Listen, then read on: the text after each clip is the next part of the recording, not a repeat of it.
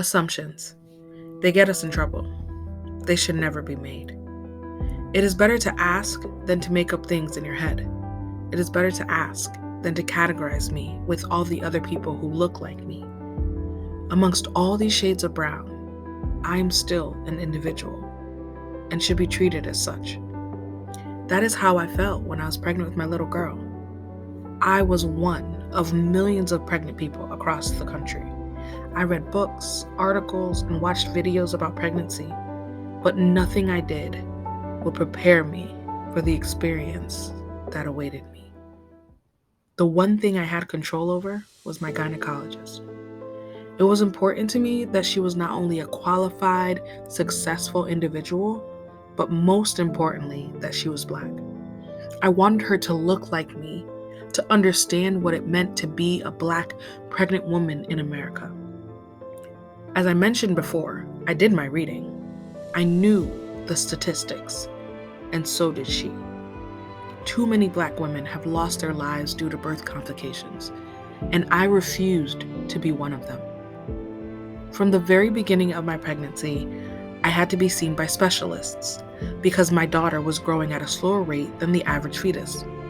Not one of these specialists looked like me. However, I was in great hands. Until I wasn't. It was a routine appointment during my second trimester when a Caucasian woman with brown hair and brown eyes came to my bedside. I had never seen her before, but I could see the worry in her eyes. She said, "I don't know how long your daughter will be able to survive inside.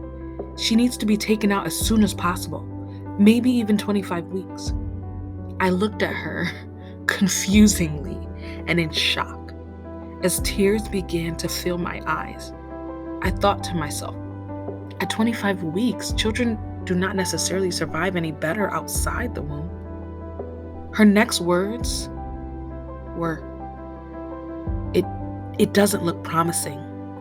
You're going to need a miracle." My heart sunk into the pit of my stomach. In that moment, I knew she had no faith in my child's survival, and I did not want her anywhere near my baby. Little did she know, I was a woman of faith. The nurses came rushing over to give me tissues and comfort me. After leaving the office, I immediately contacted my gynecologist, and she said she was very familiar with the specialists and made sure that that woman was no longer on my treatment team. I had to advocate for myself, and my doctor advocated for me. She even prayed with me. Each week, I would do non-stress tests. Each week, I would do ultrasounds. Each week, she would grow, and every day, she would kick. I made it 36 weeks. 10 weeks longer than that woman said my baby would make it. I got my miracle. No thanks to her.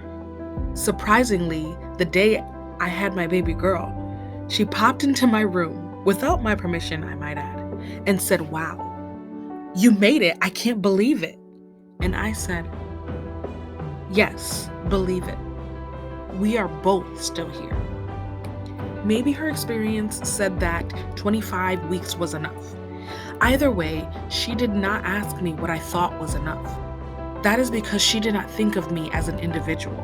To her, I was just another pregnant Black woman. To her, I was another patient on her list. She did not consider what I wanted, what I was thinking, what I believed. She assumed she knew what was best for me.